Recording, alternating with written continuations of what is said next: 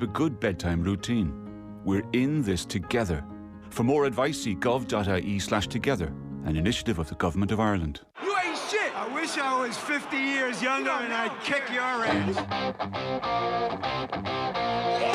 Well, fans can be the harshest critics, you know. And they often are. A wife is often the harshest critic of her husband. I thought I was invincible. That's what you're trained to believe as a sports person. There was 4 million people in Ireland who knew much more about managing football teams than I did. When it comes to music, I can spoof with the best. Your sporting career is the best time you'll have, and you know you have to hang on to it for as long as your life, because everything else is pretty crappy. And this is not lies.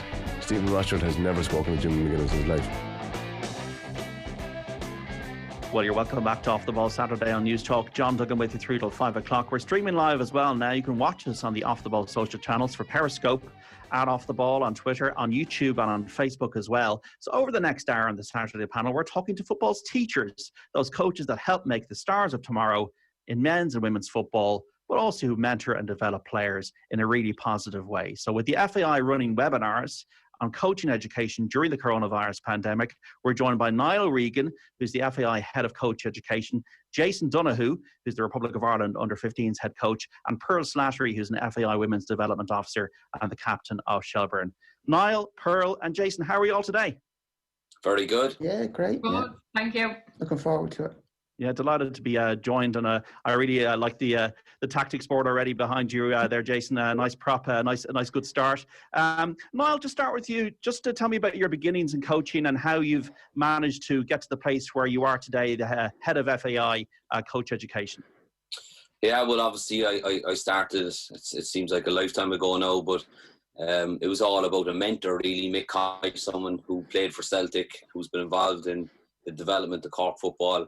Mick was sort of a close friend of mine and still is a close friend, and he sort of got me into coaching from a very young age, 16, 17, sort of doing the camps, played locally here in Cork, never had the talent or the ability to fulfil the dream of playing at the highest levels, but I always sort of knew I had a good understanding and reading in the game, and I always liked working with people, and education has been something close to my heart, so coaching seemed like a natural fit, and I started doing it really from a relative young age.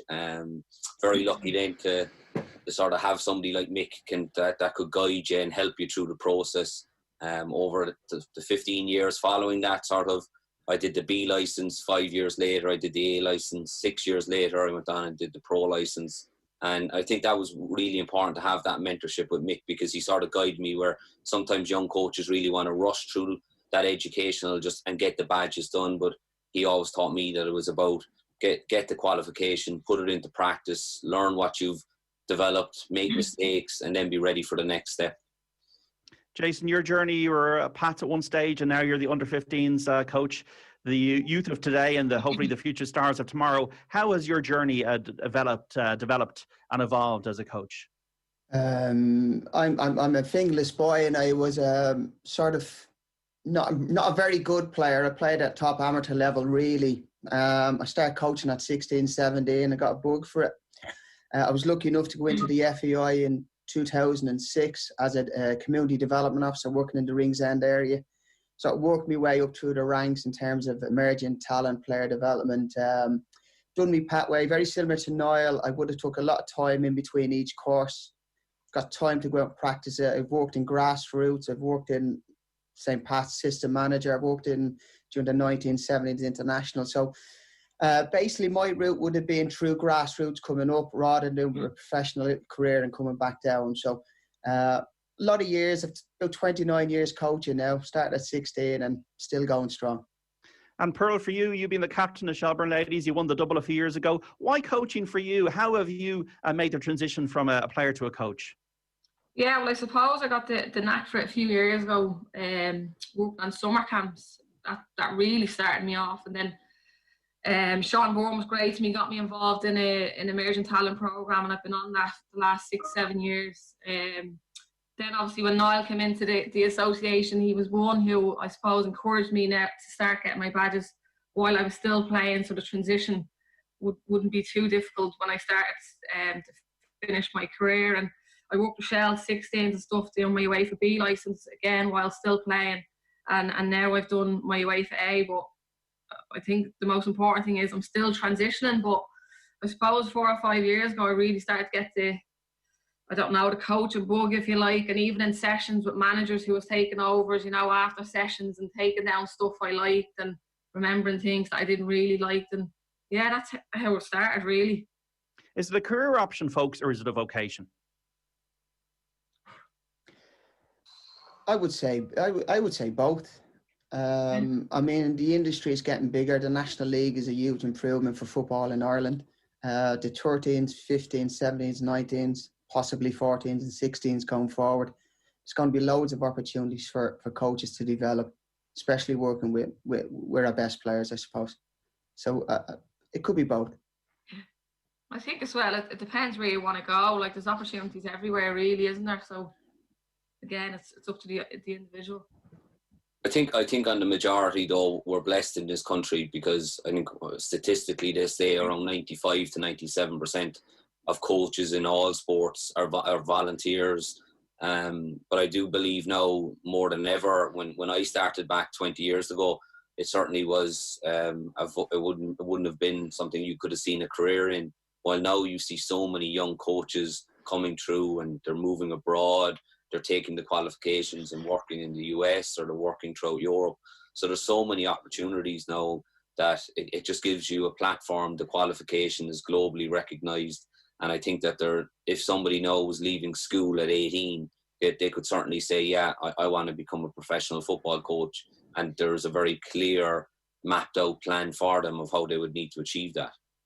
We've seen with Bohemians, Dundalk, or Derry and Rovers going back to training on Monday, folks, that the pandemic has had a massive impact on sport in every genre, in games and soccer and rugby. How has the pandemic affected you guys? And obviously it is separate from coaching, but it does impact on young players, and even on the fact that people might be making choices now about what sport they want to play. They might not be playing everything during the pandemic. And how has COVID impacted you? And how has it fast-tracked the webinars you're doing at the moment?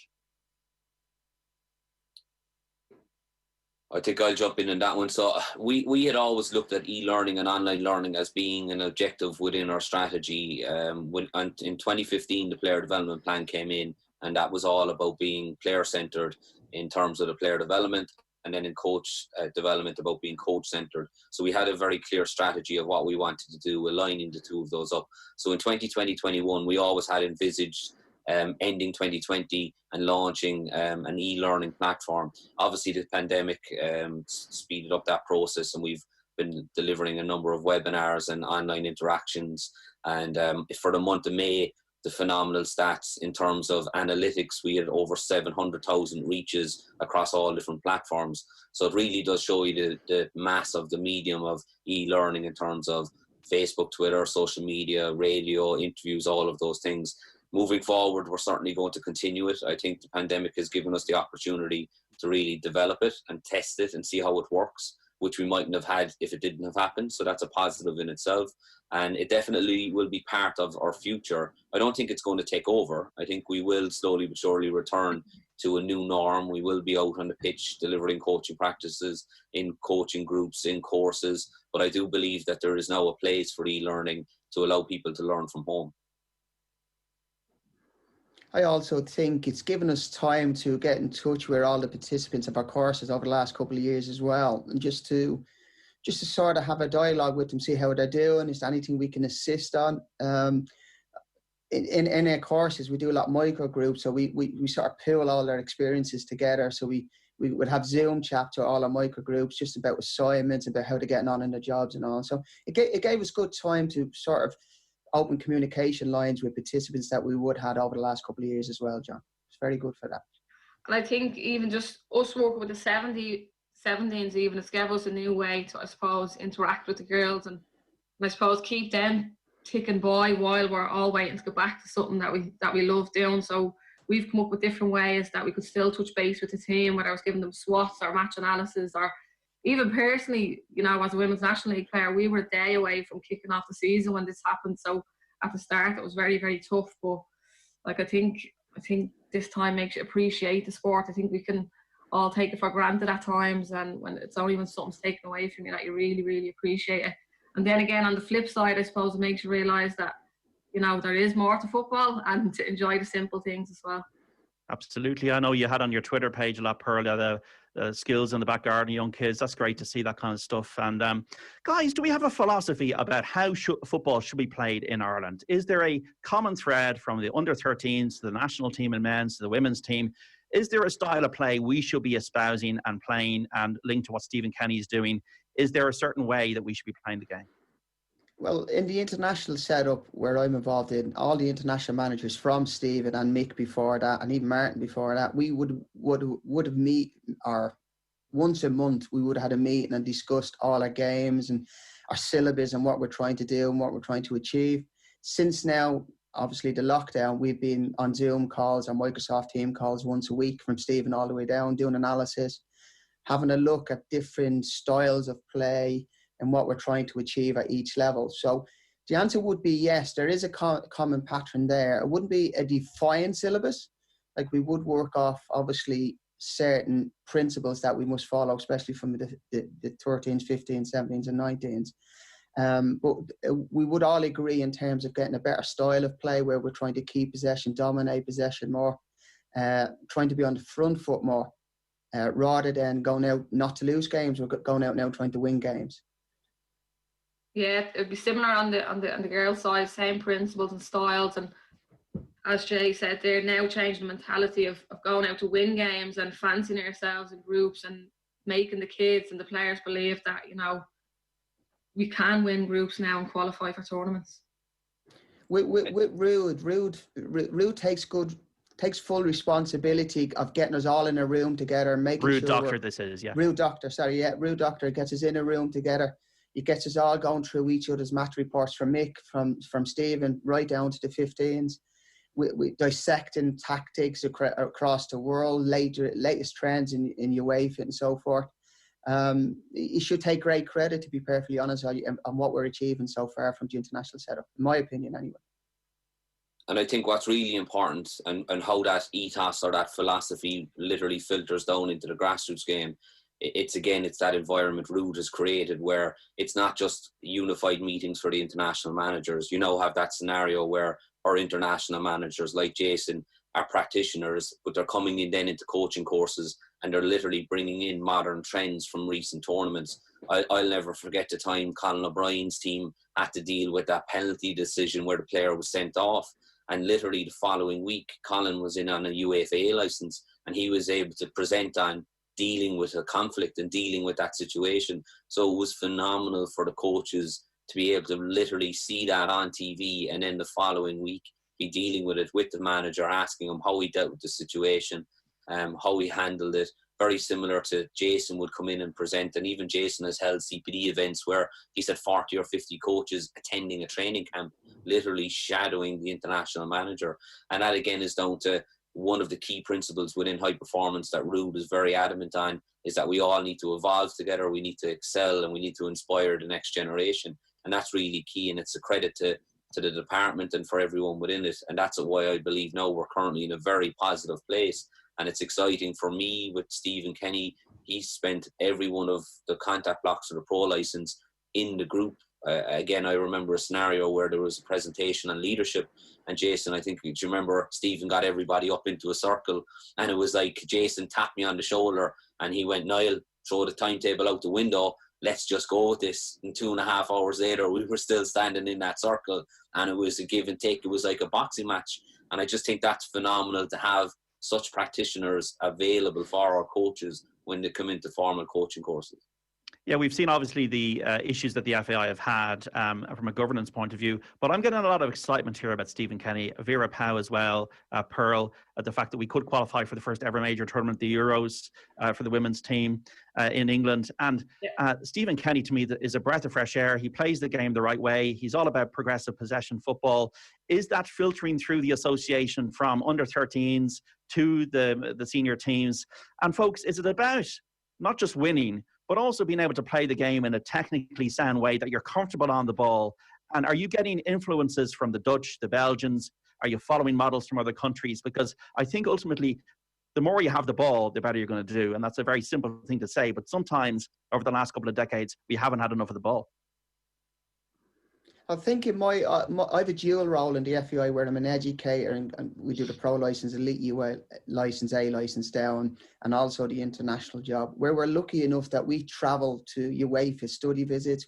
I've been in Germany, Belgium, Holland, Czech Republic, Portugal, just to name a few, where you're going over in study visits, you're having a look what they do, how it's done, the contact time with their players, the professionalism, what is high performance. And we take all nuggets there, bring it back here, and then we're lucky enough that we can instill it in our courses, but also in our international teams as well. So we're learning from everybody. As they say, the best coaches in the world are thieves. They rob from everybody, come back, and then they go and implement it themselves. And that's what we're doing. It's I think people are too hard on what we achieve. We recently just played games against England, Spain, Holland, and we were as good as them. There was nothing in between it. And if we really get ourselves sort of working in cohesion together to achieve what should be most important, and that is the player's performance, maximising performance, I think we can achieve a hell of a lot more than what we've done so far in terms of qualifying for tournaments. And I think in fairness to us, brought our own stamp in and our own philosophy, but in fairness to our players, like, they can do it, they can play that way, and I think the group doesn't lie. We're doing so well, and if we were to qualify for major tournaments, you know, it'd be so big for this country. So we're in a good position, but hopefully it keeps going. And I think, again, going back to what Ruud does, one of the biggest barriers in Irish football is that it's so fragmented. And what Ruud has done over the last number of years is he's tried to break those barriers down, and he's really tried to create a connection, a unified approach. And I remember when Vera came in, immediately we had a meeting and she sat down and talked about what she wanted to try and achieve and how she wanted to get that filtered out immediately to the coaches. And within 2 weeks, she had done a workshop with every one of the women's National League coaches, 17s and the senior women's. And then she did a second workshop for anyone that wanted to attend. So within a month of her being in the country, she'd nearly worked with 200 coaches explaining exactly what her ethos on the game was, how she was going to approach the championship. And I think that's really key, is that Ruud has really created this environment from top down that everyone is joined up thinking, everyone is going in the one direction, and that's so important for the development of Irish football. We're talking about development of players. Jason, you've had Troy Parrott and Jason Malumbi pass through your hands in recent years? Yeah, we would have tried the 2002 group. My first year as head coach, Troy would have been our centre forward, our midfielder, our right winger. Wherever he could get him in the team, he was that good. Great kid on and off the pitch. Loves the game. He plays the game with such freedom. I just hope he gets to play a little bit now. You know, I'm not sure Spurs, he might have to go on loan just to get himself some minutes on the pitch, just to help him come along. But he's got a great future if he keeps going, stays injury free. You think he's special? I do think he's special. On and off the pitch, he's a great leader as well, especially around players. Behaves impeccably, and on the pitch, he's got a skill set that not all players have.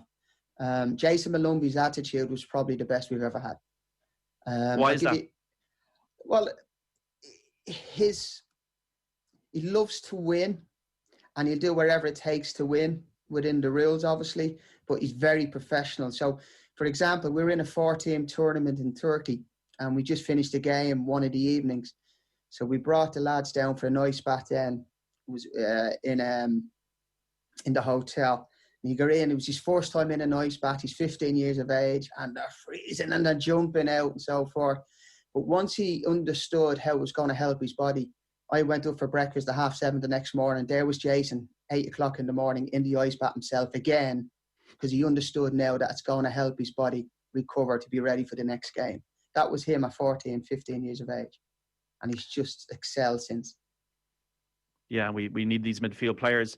Stephanie Roach's goal, I know it was a bit of a freak occurrence of brilliance, Pearl, but it got that Pushkas Award nomination.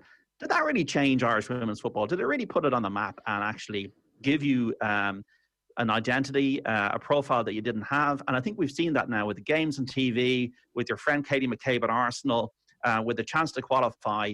We're talking about Jason there, we're talking about Troy Parrott. We'll talk to Niall in a moment about the players that have come through from Cork. But what Stephanie did, actually, you think, okay, it's just an incident, but it did have a big impact. Oh, John, thank God there was a camera there that day. That's all I can say. Because not at that time, not a lot of the games would have been videoed. And look, in fairness to Stephanie, it was an unbelievable goal. And you know, on the pitch she's a great player, but even off it, she's a brilliant person. So I couldn't think if it happened to a better person, to be honest. But I think it gave the league exposure, what we needed. And yeah, I think even around the Irish squad and Katie and where we are now in the group. We're definitely going strength to strength, but yeah, I do think the goal definitely gave the country and more importantly the league the exposure it needed, you know. And also as well the fact that you've gone into coaching now as well, you got the profile to bring not only players but also Irish coaches along in the future. Alan Brown and Conor Harron passed through your hands as well down in Cork and Niall, and they're doing well in the English leagues at the moment.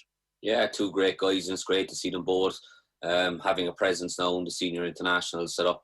Conor's obviously from my hometown Bandon and would have played with our club and would be very close with my younger brother, and he's a real level-headed young man, very technically gifted player. Tom Owen, our U19 head coach, would also said that he's somebody that was one of the top 3 or 4 technical players that he's ever worked with, which is a huge compliment. And Conor was always driven. I remember having a coffee with Conor a number of years ago, and he was making that hard decision where to go next when he'd been released, and he went down into the lower tier, into League Two, and everywhere he went, he either became a fan favourite through leadership, he became a captain, I think, in both Barnsley and where he was prior to that, and I just think that he's going to have a phenomenal career. I think he's really going to find his feet in the next 6-12 months. I wouldn't be shocked if you saw Conor Horan as the captain of Aston Villa.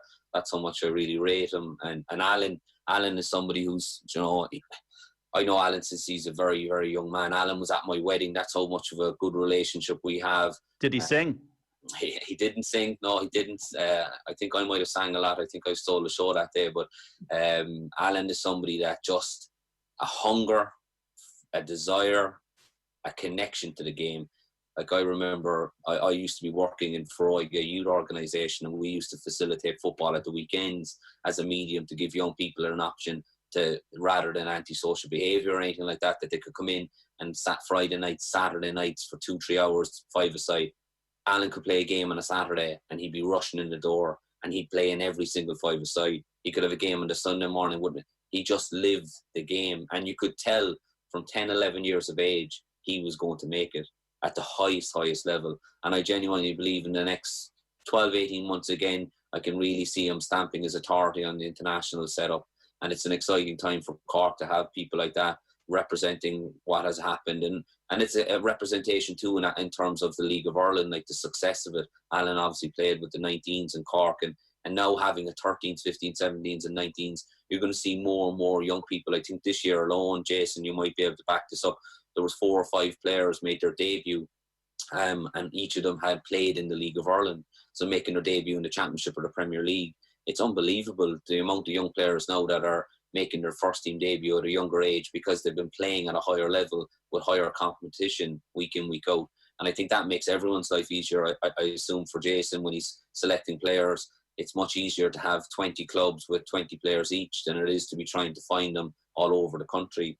And I think one really important thing for us is that there will be gaps filled. Rome isn't built in a day. You couldn't turn around 5 years ago and put in a 14s, 15s, 16s, 17s, 18s, 19s. I think we had to layer in certain age groups, and there certainly is a number of gaps that need to be filled, but that'll happen over time.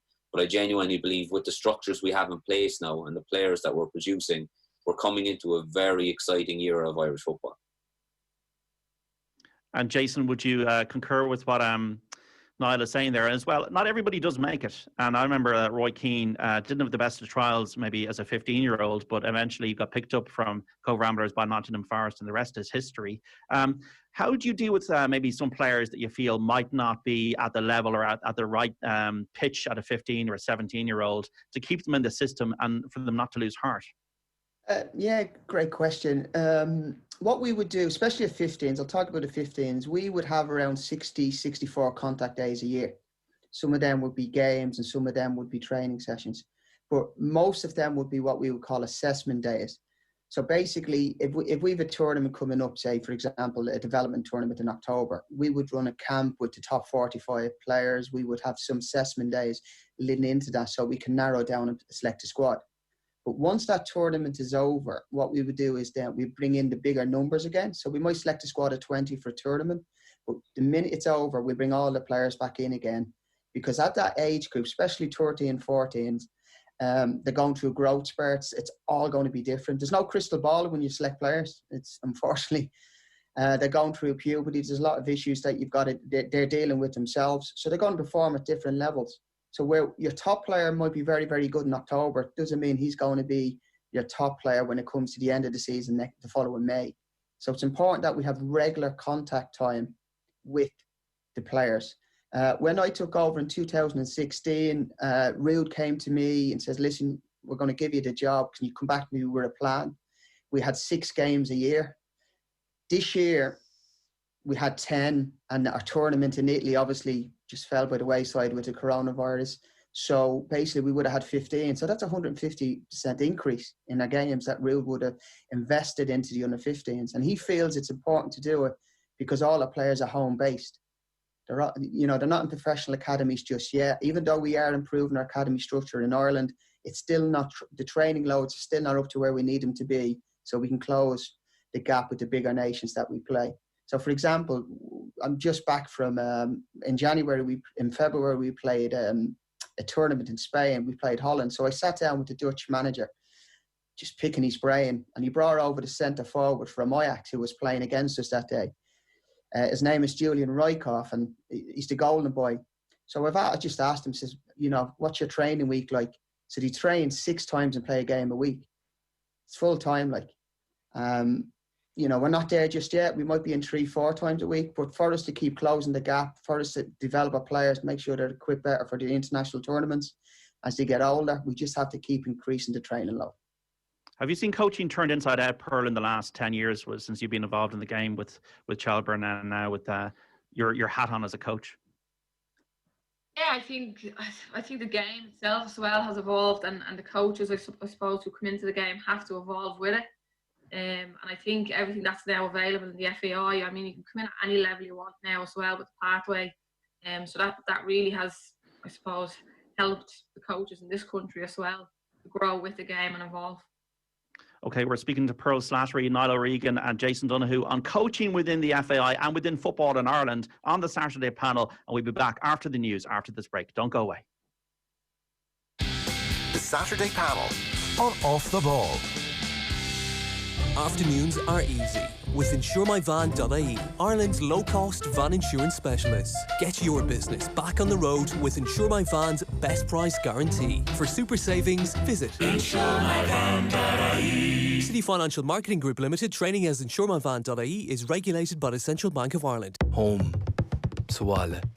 We're at home a lot these days, but we can still explore with the TG Cahir player. Explore the home of Irish content. Home to award-winning documentaries, home to critically acclaimed series, home to culture, trad music and sport. Explore Ireland from the comfort of your home. Explore the TG Cahir Player app. Now available to download for free. Gachot. Worldwide. TG Cahir. Sunna Suala. At National College of Ireland, our students are living proof that studying here can help boost your career. NCI is absolutely a welcoming place. People from all walks of life come here, and everyone is treated the same. It gives you an opportunity to step back into learning and to make a real change in your life. I think that NCI gave me a real pathway to success. Yeah, I'd recommend NCI because of its commitment to helping students progress their careers. Yes, I'm living proof that NCI is the best career move you can make. Prove to yourself what you can do with our wide range of full and part-time courses at National College of Ireland. Call 1850 221 721 or visit ncirl.ie. There's never been a better time to get Air's totally unlimited broadband for just $29.99 a month for 12 months. Sign up today and you'll also get thousands of movies, TV series and amazing Amazon originals on Amazon Prime Video. On us for a whole year. For more on this amazing offer, call 1-800-500-300 or visit air.ie. Air. Let's make possible. Price for new customers, 12-month contract, subject to availability. Bundle activation fee may apply. Full details and terms, see air.ie/Prime Video. COVID-19 has had a huge impact on our country. But thanks to your patience and sacrifice, many thousands of lives have been saved. And while the virus is not yet gone, we have made enough progress to enter phase 2 of reopening Ireland. It's important that we continue to work together to support each other and our communities. To stay safe, you need to limit where you go and limit the number of people you meet. Here are 5 things you should know for Phase 2. 1.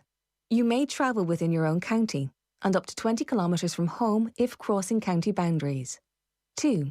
Indoor or outdoor social gatherings of up to 6 people and outdoor training activity for up to 15 people are now permissible, while always maintaining social distancing. 3. All retail is reopening, but please shop safely, shop locally, and support businesses in your community. 4. Working from home must continue wherever possible.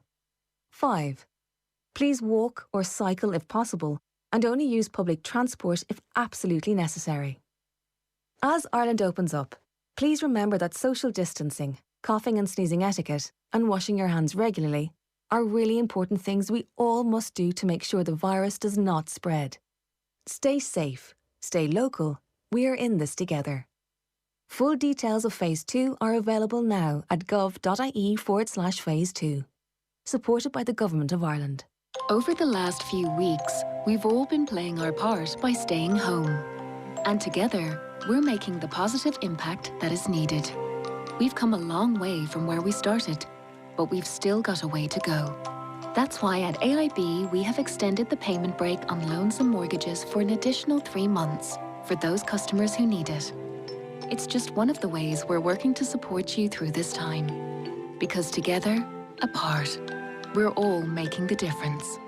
Visit aib.ie/COVID-19 for more details. Subject to approval. Allied Irish Banks plc is regulated by the Central Bank of Ireland. Enjoy your independent time this Saturday in review 100 days of coronavirus that changed Ireland. Plus, can the staycation save summer and the local communities which rely on it? Dine out at home with the 50 best restaurant takeaways and meal kits around the country. In travel, plan a great escape with 21 trip ideas for 2021. Plus, in sport, Daniel McDonnell asks what happens now for the FAI. Irish Independent on Saturday.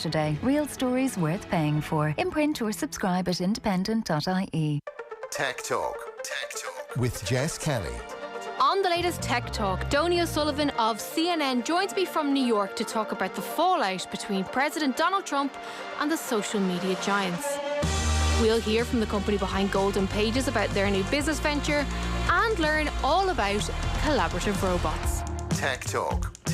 With Jess Kelly. Listen and subscribe to the podcast now or tune in this evening at 5. On News Talk. Across Ireland. This is the IMRO Radio Awards Station of the Year. This is News Talk.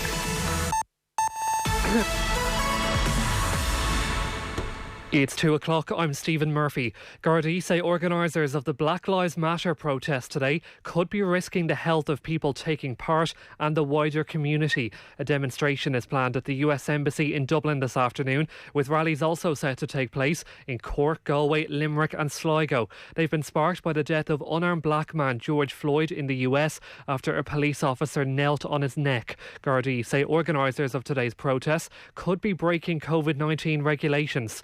Superintendent Thomas Murphy says social distancing needs to be followed. An Garda Síochána have spoken with the organisers in relation to that and have advised them of the responsibilities of social distancing under the guidelines. The National Transport Authority is encouraging people to walk or cycle as transport schedules return to normal. From Monday, the number of services will return to pre-COVID levels across the country, but CEO of the NTA, Anne Graham, says capacity will be limited. That's why we're asking people to consider staggering their times, to consider staying at home if they can remain working from home, and to consider walking and cycling as well. DCU says a 500-seater lecture hall can only seat 48 students with current social distancing rules. First years at the college are due to start on the 21st of September. It's planning a mix of on-campus and online learning for the new academic year. President of DCU, Brian McCrath, says the 2-metre guidance will be challenging. We measured social distancing in a 500-seater lecture theatre, and you get 48 usable seats at the current 2 metre social distancing. So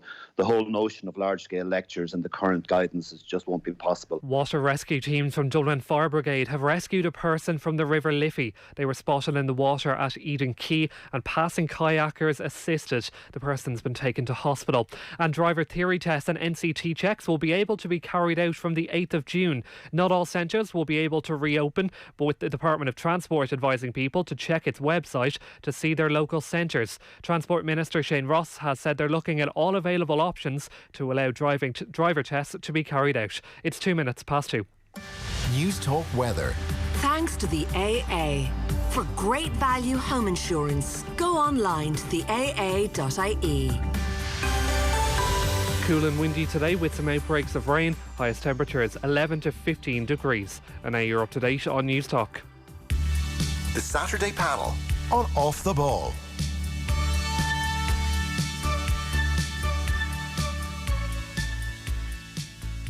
You are very welcome back to Off the Ball Saturday on News Talk. John Duggan with you through to 5 o'clock. At the moment, this is the Saturday panel. We're speaking about coaching in football in Ireland with three special guests. Niall O'Regan, the FAI Head of Coach Education, Jason Donohue, the Republic of Ireland Under-15s Head Coach, and Pearl Slattery, the FAI Women's Development Officer and the Captain of Shelbourne. Pearl, I'll start with you.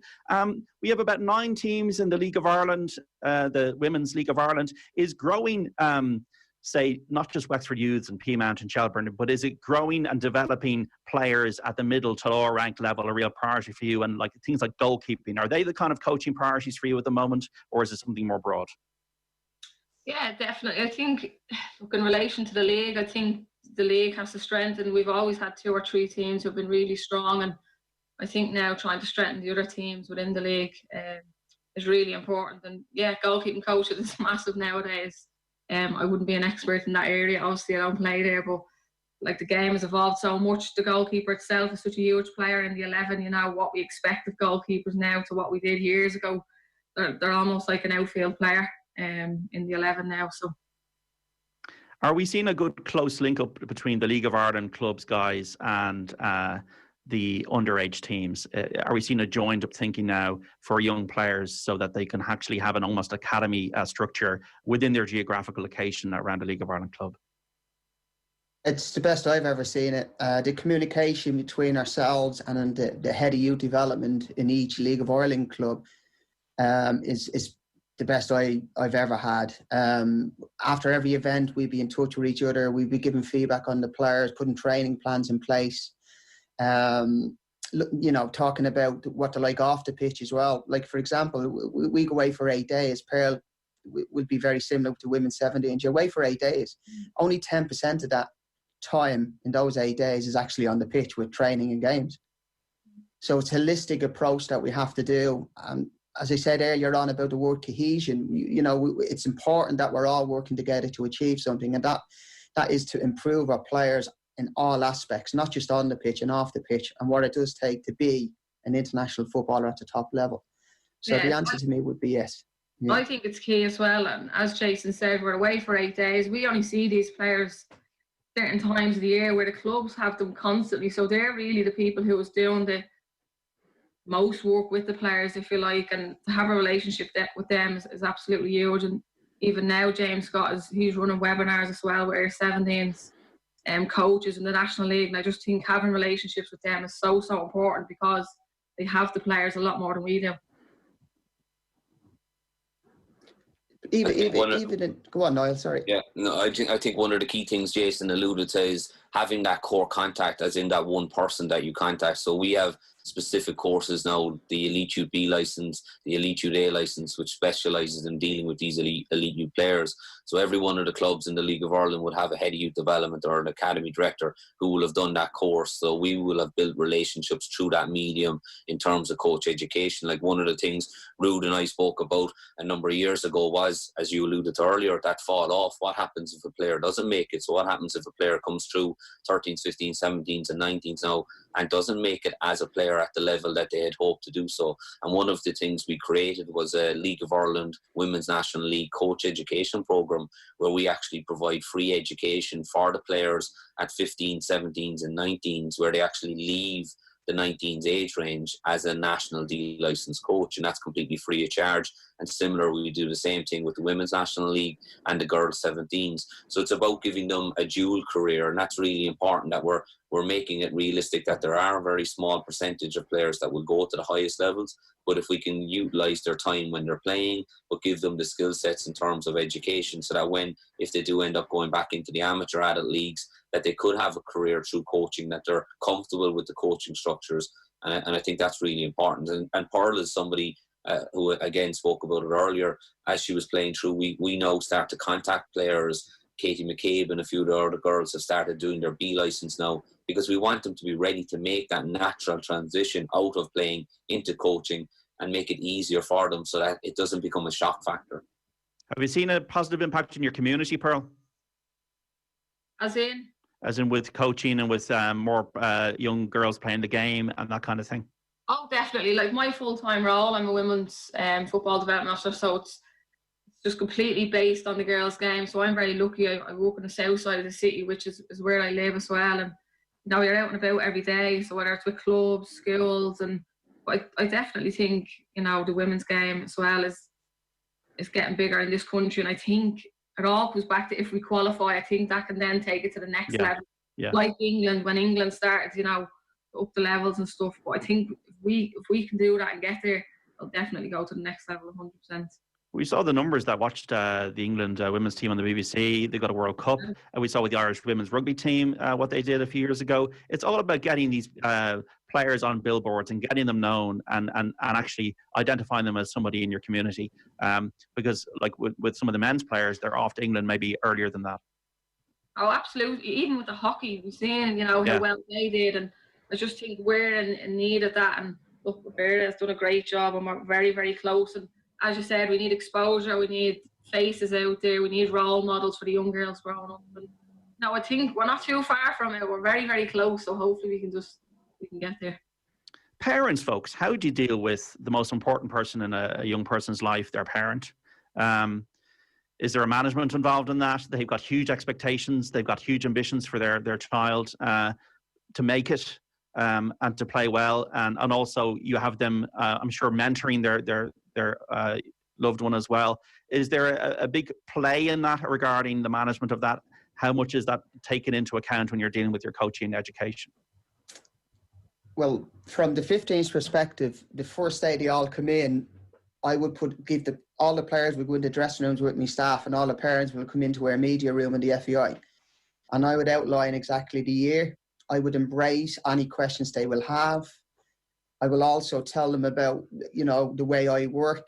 I won't give feedback directly to parents. I would give feedback directly to their club coaches, because it's the club coaches are the one who can implement the feedback in their training environment. So I would embrace them. I would communicate with them on a regular basis, because it's important. I'm a parent myself of a 15-year-old. I want to know what he's going to have to do. If he's going playing football, if he's going into a hotel with a team for a week, what's he going to learn, what's he going to do, is his welfare looked after. So it's very important that you actually have all the stakeholders, not just the parents, the club managers, his teammates that you might be coming into the same environment with. They all must understand that it's a little bit different than the club environment, international football. So you need to outline exactly what you're expected of everybody, including the parents, right at the start. Yeah, I think as well, when we meet, James bring the parents in at every assessment or every meeting that we have. He's very open and honest, so he would actually give feedback to parents. But again, it would just be about their individual child.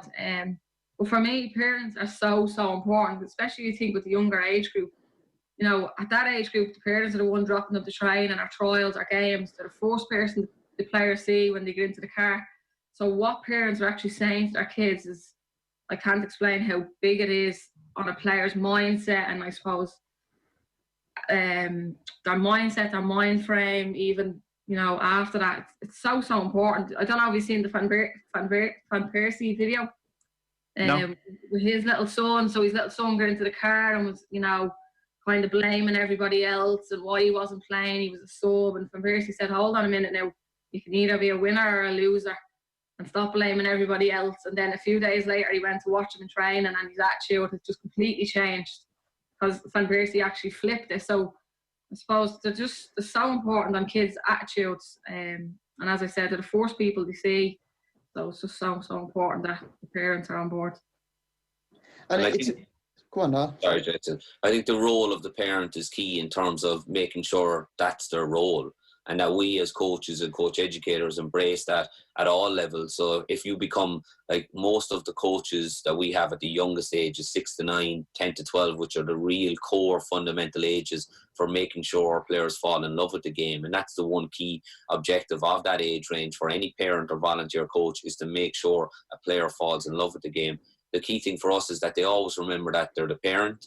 And then when they come to training and they're mixing with a group of 20 players and they're working with them, they're in that role of the coach, but they're still the parent. And they have to make sure that where they can, it's positive reinforcement, where they're asking the right questions. Did you enjoy it? What was the best moment of today? What didn't you like? And why didn't you like it? And can you improve it? That it's open questions, that they're not becoming an analyst, or they're not critiquing every single time they touch the ball or every time they make a run, that they're there just as a support mechanism. And it's positive. The more positive reinforcement that they can do, and within that it can be positive reflection. It can say, look, maybe you could have done this, or maybe try this the next day, rather than being critical or cynical towards something. You shouldn't have done this. So it's the way in which they speak, and I think that's really important when we're working with players. And as the players come into the elite stage with Jason, I think the key word is communication. Like, it's so important that from the outset, the parents are brought in, very clearly communicated, this is what your son or your daughter is going to experience. And that's really key for their development, because once there's clear communication, there is no grey area. Talking to coaches, it's not just about the manuals, the tactics boards, being in the education classes and the webinars. It's about also talking to people in the game, both in Ireland and across Europe. How much do you pick up from speaking to other great coaches? And do you need to be a sponge regarding the assimilation of information so you can then help other people? For me personally, I've done quite well to obviously represent my country as a head coach, and I would put it down to surrounding myself with the right people. I'm very, very lucky that I can go into a room with Stephen Kenny, Paul Ozam, Colin O'Brien, Tom Mohan, Jim Crawford, such experienced guys, such humble guys who have played all over the world, coached all over the world. You know, some of the best. John Marling for me was a mentor. He's now academy manager in Brighton. Surround yourself with these type of people, Niall Harrison and all. That's where you learn everything from. We're lucky to do club visits, but it's actually being around these people and having an open mind, and that's something we try to get across to our coaches. Because when the coaches come into an education course, we're trying to, you know, make sure all their experience that they've gained, they're going to share with everyone else. Because they learn from it, pool everything together, and they will get little nuggets of information that will make a difference when the time is right, especially when you tailor-make the programs to their clubs, to their leagues where they're representing. For me, straight off, I've done so well for myself, but I would put it down to being around the right people, learning from the right people. I think, Jason, you hit the nail on the head earlier when you said it. As a coach, we're all thieves, and we want to try and take as much as we can from each other. As Jason said, the department that Ruud has created is very dynamic. It's very much about honest, critical feedback, and the feedback is never taken as a negative. Jason, Pearl and I have worked closely together over the last number of years, and if we feel something isn't high performance, then we say it to each other, and we're not personalising it. We're just saying it because we want to make sure that each and every one of us are doing high performance at every opportunity. I myself had the opportunity. I did my pro licence in the north. It was a great course grouping. You had Benny McCarthy, Harry Kewell, Herman Horidison, Liam Senior. It was a phenomenal group of coaches. Lisa Fallon, who's just recently gotten a role as her first role in terms of being a head coach. There was a very dynamic group. I've done a number of Raymond Verheijen's courses, and I can certainly tell you, if you ever want to take yourself out of the comfort zone, you do one of Raymond's courses, because he is the epitome of high performance. But only on one of his recent ones, you had Graham Potter, and you had a number of other high profile managers. And it's really about every opportunity we get to sit down and talk about the game, you'll pick up something. It could be a phrase, it could be a sentence, it could be a way in which you deal with a situation. But I think it's every single opportunity you have to sit with coaches and talk about the game. And it can be a grassroots coach. I've been on grassroots courses where somebody will say something and you will walk away and go, that is actually a great approach. That's a great idea. And I think we have that. Like Pearl, we experienced that with the female B licence. It was phenomenal to have. We've had 2 female-only B licences in the last 2 years. And it was phenomenal to see the dynamic, engaging, interactive environment where you had females comfortable because the entire group was a group of females. And or how many conversations that we have that went into late into the evening talking about the game, specifically the female side. Yeah, unbelievable. I think you're always constantly learning, as Jay and Niall said. It's just when you are learning and out, whether it's on courses or at events, that you're taking little snippets and taking it away for yourself from wherever way you want to use it. And as Niall says, to me, wherever level you're on at the pathway, you can learn from anybody. I think that's the key thing. We're always going to be constantly learning. I don't think there's a direct science around what we do in coach education. I mean, I was lucky enough, I would have worked with Robbie Keane, Damien Duff and a few others. But Damien Duff alone said, the first day of his B licence, he arrived with a computer underneath his arm he just bought from Harvey Norman. You know, but he came in to work with me with the 15s and I made him do all our presentations on PowerPoint. By the end of the 15 season, he was so competent enough just using the computer, it was ridiculous. His first training session on the pitch, he came off and he done a quick interview, and what he basically said was he's played against Messi and Ronaldo. He says, well, that was the most nervous he's ever been. And you learn from all these guys. These guys go out and they experience what they do and they share stories and come back, and then you realise, you know, it's a great job to do what we're doing, helping coaches develop at all age, whether it's grassroots, whether it's the top level. But we're all very similar in what we do. We get nervous when we go on the pitch. We learn from each other. We're trying to pick up information. It's fantastic. It's a great environment to work in. We're very, very lucky that we meet all these people on different courses every day of the year. It's fantastic. Yeah, I remember actually doing my B licence, Jay, and Sean St. Ledger was on it. And I remember the first day, bags of nerves to a lot of us. But he actually turned around and said to me, like, you know, I'm really nervous here, you know, and I tell you, my nerves went, because if he was nervous, then we were all nervous. So it was great, though, to see someone like that be open and honest. And again, it just helps everybody on the course, but everybody is in the same boat, you know. I'll give you a great story about Sean. He won't mind me saying this because we've done a few webinars and Zoom chats. So Sean is now works with me as one of my assistants, John, with the under-15s. So we basically just came in, and his first event was a training camp in Johnstown, and we had off the ball. Raf was down with the camera and the mic, and we did everything on. So what we do, we're doing some unit work. So I split, you know, one of my coaches, my goalkeeper coach, I said, I want you working down there on the front 3, the midfield 3, creating chances. Sean, you're going to work with me, and we're going to work on playing out, building up from the back. It's so important that we're comfortable building possession. You're a good centre back. You play top level. You know, let's use your experience. And Sean goes to me, he says, I tell you what, he says, this is my first time in, so I'll just monitor what you're doing. So I said, fine. So we went onto the pitch. So there's loads of press around, the camera is around. Went onto the pitch. I got the session going. Then I just said, hold on, Sean, hold that whistle for a second. Here, you do it. And walked straight off the pitch and left him there.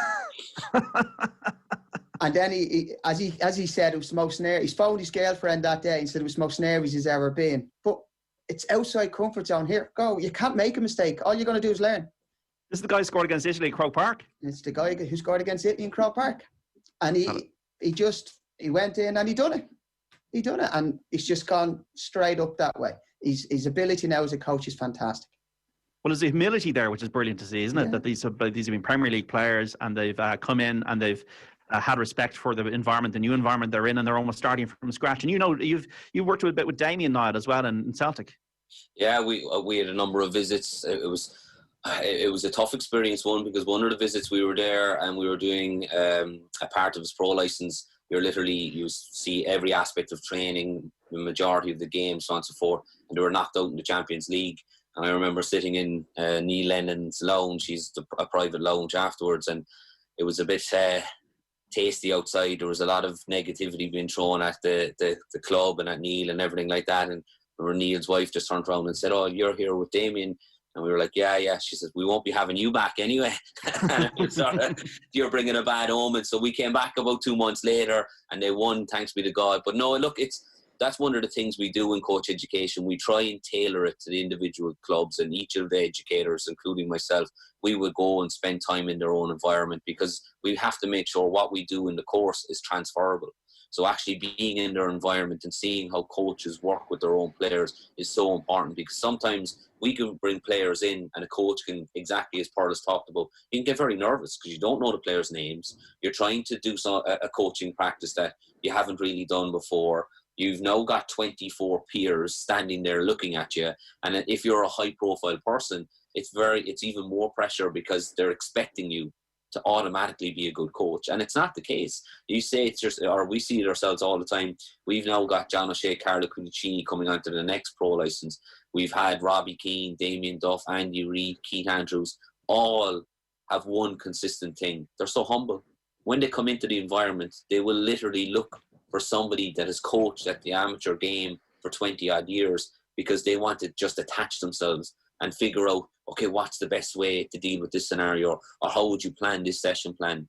And for that coach who has not played at the highest level, it's unbelievable. I experienced that with Alan Kelly, the former Irish goalkeeper. We've built a phenomenal friendship because we did the A licence. And when you do a course together, you're literally in for 3 or 4 days, 15-hour days, and you're helping each other. And it's phenomenal because I never played at the highest level, and he could give me as much insight into that as possible, while I have been coaching for 15, 20 years. So I could give him the insight into what I've experienced and how to plan and prepare. And it's really about the courses environments are phenomenal. And it's a credit to Pearl, it's a credit to Jason and all of the staff we have in coach education. That dynamic, that learning environment that is created is unbelievable. And I know Jason and Pearl, they take that and they do the same thing with the players. Like Jason's U15 players always are so comfortable on a tactics board. And how are they like Jason the first day they have to use it? You know what? They're nervous about it, but once you just make them do it, they're fine. Just make them do it, and they get better, and they get better, and get better. And just as you mentioned it there, we played England in December, and we came in at half-time. They were so nervous, so nervous before the game, because we were on the first team pitch, England first team pitch. We were in. If you ever go to George's Park, the dressing rooms are named after very famous footballers. We're in the Paul Gascoigne dressing room, and the kids were so nervous. But we came in at half-time. We played really well. And what we do as coaches, we would normally stay outside the dressing room 2 or 3 minutes and just have a chat and see what we're going to talk about, improvement goals. We went in, and as we went into the dressing room, these kids at 13 and 14 were already on the tactic board discussing it themselves. It was phenomenal, absolutely phenomenal. So me, Richie and Sean, we had a coffee and sat back. We literally had a coffee and just let them do it.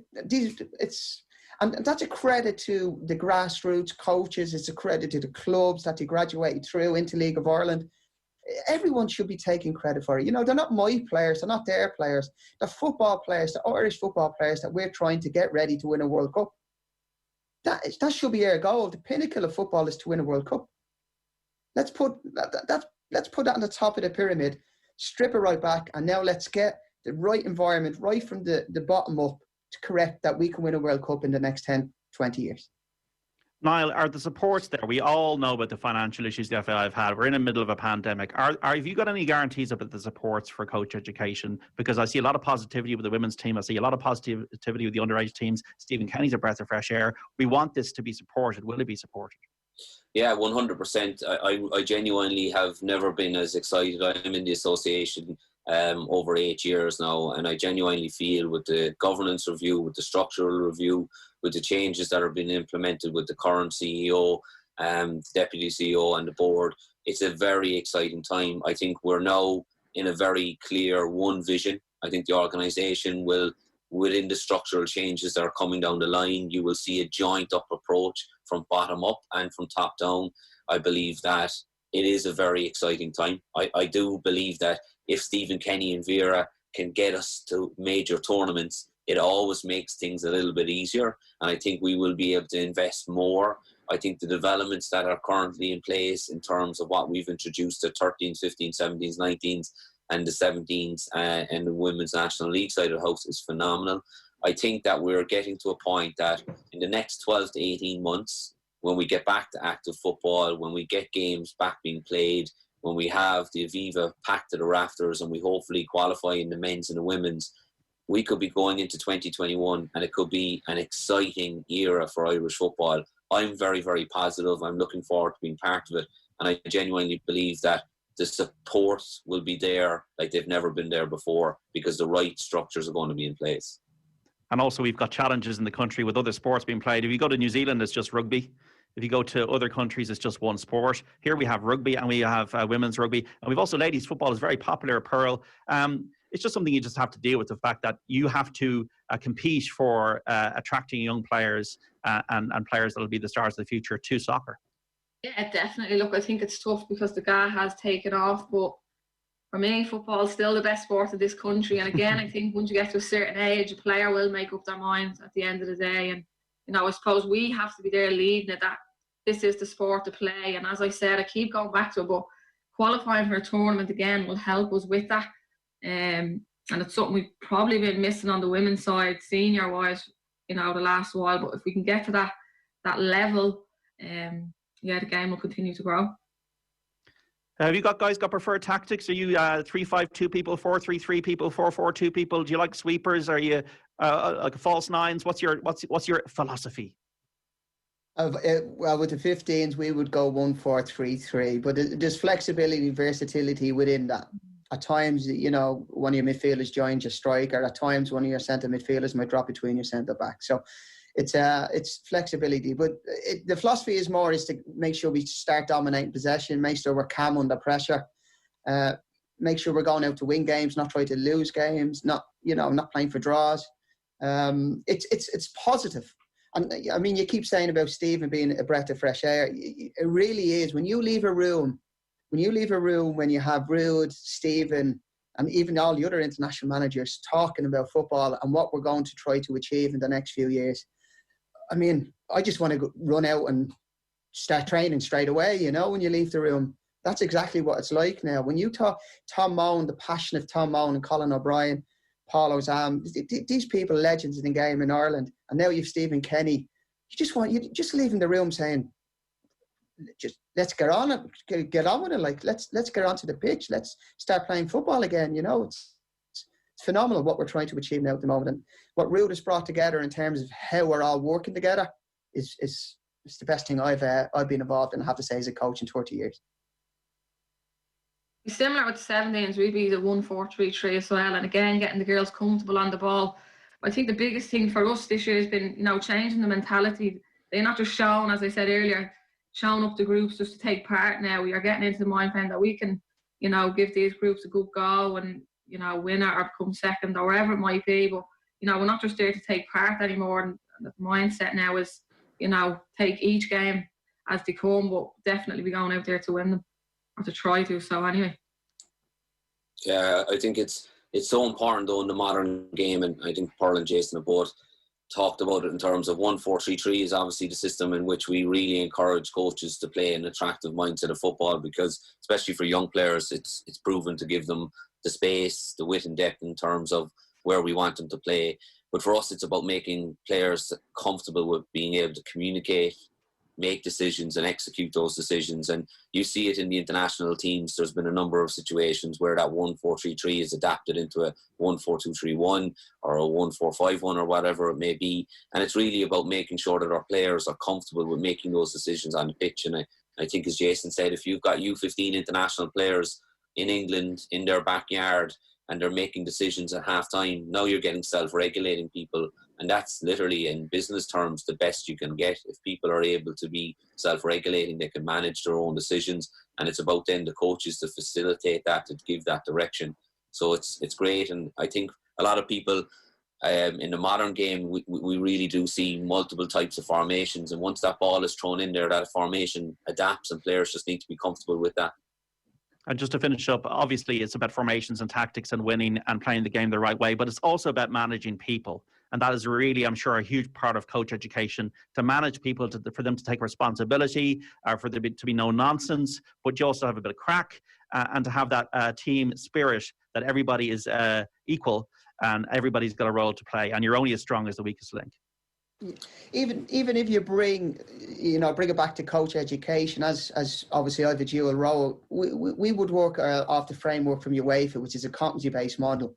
So what we do, competency one would be, how to manage games, analysis of game systems and sideline behaviour. 2 would be training sessions. But when you go to 3 and 4, you're talking about player development, you're talking about strategic plans, periodisation, how it all fits together. So when you're managing players is so important.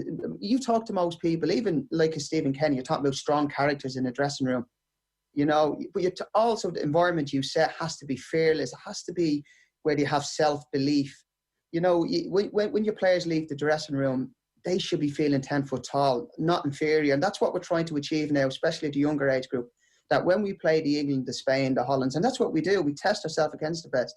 But when they leave, they don't feel inferior. They feel like they can go out and win any game.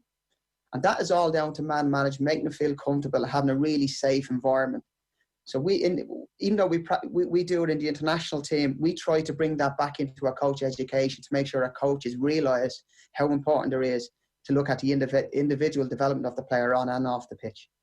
I think if coaching or being a player, you're a person force at the end of the day, and we'd be very big at 17s having a connection with our players, and that the girls know we actually care about them outside of football as well. And I know in my own personal experience, I always gave that extra 10%. I gave everything for a coach who I felt like cared about me.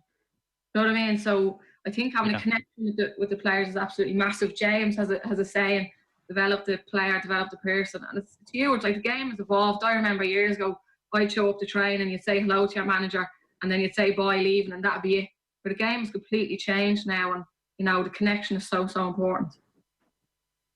Yeah, big, and with us in coach education, as Jason said, everything we do is based upon theories of learning or principles of learning, and UEFA have very clear principles in terms of adult learning, what's best practice, and they talk about making sure a coach feels valued, making sure that they're engaged, challenged, making sure what they experience is authentic, always giving them feedback and making sure there's a collaboration, that it's not just feedback in one way, that the coaches themselves work with each other. So when they come into our programs, we get them to do self-reflection, we get them to do peer reflection where they'd work with one of the other coaches on the course. We have micro groups where you'd have small groups and they'd reflect and challenge each other. And it's really a dynamic learning environment.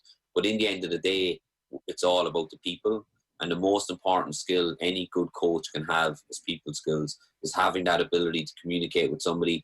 And it can be as simple as seeing their body language, knowing that there's something off, knowing that they're acting in a different way that they would normally act, and just asking those simple questions. Are you okay?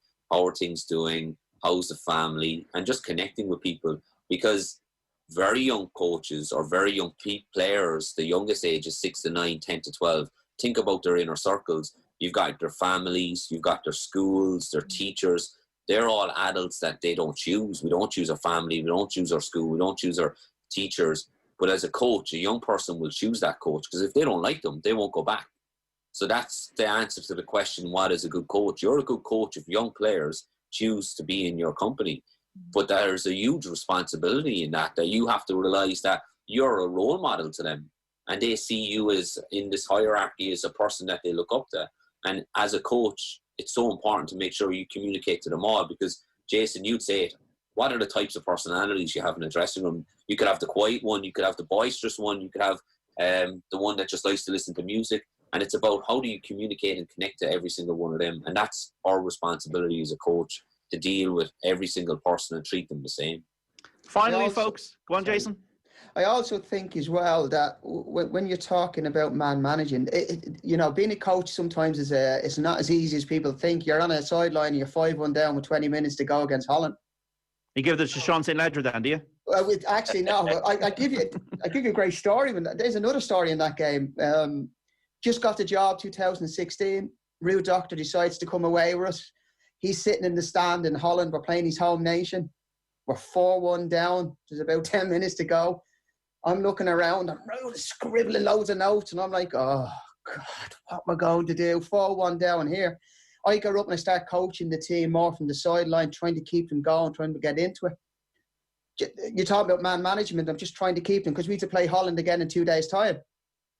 So I go back to my bench and I turn around to Damien Duff. He's first time in with us. He's in for this. And I turned around to Damien. He's on his A licence. I said, what do you think we should do here? And he turned around and goes to me, don't be asking me. I'm here to learn from you, he says. And he has learned, Niall. Niall, you were telling me that he's this guy's destined for the top. Oh, yeah. 100%. We've had the pleasure of dealing with a lot of top people and a lot of top professionals. But as Jason said, IT proficiency, I've never seen a person as IT proficient as what Damien is. I've been in his own environment. The respect he has from the top row, the professionals, Scott Browns, these types of guys, you only earn that type of respect if you're a top person. And really, I genuinely believe, I've no doubt that Damien will manage at the highest levels in the Premier League and at international at some point in time, because he has it. He has the hunger. He has the work rate. He has the energy. He's the knowledge and experience. He has everything going for him. Finally, folks, what's the first thing you're going to do football-wise when this pandemic eases? We need to get out of our homes and we need to get back to society, and hopefully when everybody's safe, we'll be able to do so. You must be really looking forward to getting back in the pitch, Pearl and Jason and Niall getting back into coaching. Absolutely. As I said, we were a day away from the Women's National League starting, so I don't think we get a lot rougher than that. But yeah, I suppose just to get back training physically wise, but even just to see our teammates and how big they can be. And it's another thing you take for granted, seeing those type of people week in, week out. And yeah, just looking forward to seeing them all. We were due to play Poland in September, so we've asked them to move it back later in the year. So hopefully we can get a couple of games in before Christmas. And just as I'm here, I just got a text coming in. Turkey want to come to Ireland to play us sometime early next year. So straight away we're going to get the kids on the pitch, start selecting a squad, and get playing football. Yeah. I just can't wait to get out there and just sit in Turner's Cross and see Cork City winning games, and looking forward to football and just live football, just being around the same people. There's so many people that you meet on a regular basis, whether it be in the League of Ireland when you're going to games around the country, or you're going to, we deliver courses in Donegal and Galway, and you meet so many people. It's just missing that and missing that interaction. And football is a community, it's a language amongst itself, and we're very, very lucky to be part of it at the levels that we are. And I'm just looking forward to getting back and getting into that and just getting onto the pitch really and being involved in it. Well, Niall O'Regan, Jason Donohue and Pearl Slattery, you've been so good to give us your time on the Saturday panel on the coaching of football in Ireland with the FAI. Thanks so much for joining us today, and we wish you the very best of luck. The Saturday panel on Off the Ball. Future of Work with Jess Kelly and Gavin McLaughlin.